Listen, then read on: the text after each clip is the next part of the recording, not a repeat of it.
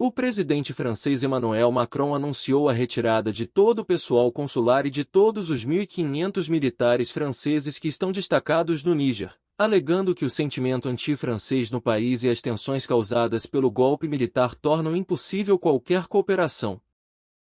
Les pays ont été frappés par des coups d'État. Est-ce que c'est la faute de nos militaires ou de la France? Non.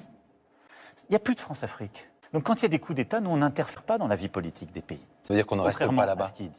Mais j'ai eu cet après-midi le président Bazoum, parce que la seule autorité légitime du Niger, c'est le président Bazoum qui a été élu par son peuple. Et qui est détenu. Et qui aujourd'hui est détenu en otage et est l'objet de ce coup d'État, parce qu'il menait des réformes courageuses et parce qu'il y a, au fond, un règlement de compte largement ethnique et beaucoup de lâcheté politique. Je l'ai dit au président Bazoum. Et donc, la France a décidé de ramener son ambassadeur. Et donc, dans les prochaines heures, notre ambassadeur, avec plusieurs diplomates, rentreront en France. Et nous mettons fin à notre coopération militaire avec les autorités de fait du Niger, car elles ne veulent plus lutter contre le terrorisme. C'est donc la fin de la présence française militaire au Niger. Elle sera organisée dans le temps, dans les semaines à venir, mais c'est la fin de cette coopération. Parce que nous ne sommes pas là pour participer à la vie politique, pour être les otages en quelque sorte de putschistes. Mais je vais être très clair. On le voit déjà aujourd'hui au Mali. Ils vont rentrer de manière ordonnée dans les semaines et les mois qui viennent.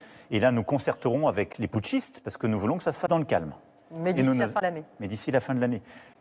Nous continuerons d'accompagner le continent africain pour lutter contre le terrorisme. Ça veut dire que si on part, mais ça veut nous pas ne dire le qu'on faisons reviendra pas. Mais nous ne le faisons que si c'est à la demande des pouvoirs démocratiquement élus et des autorités régionales. Fin 2023, il n'y aura plus de militaires français au Niger. Au Niger, tout à fait. Par contre, nous continuerons d'être engagés partout où les États africains nous demandent de la coopération, mais avec un agenda clair.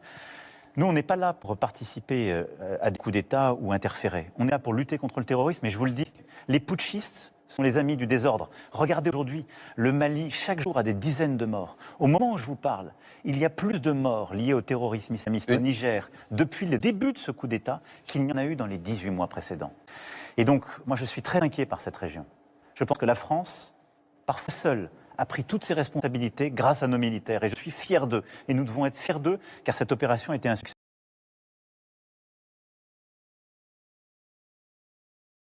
Clique no gostei e compartilhe. Se inscreva no canal para saber do próximo vídeo.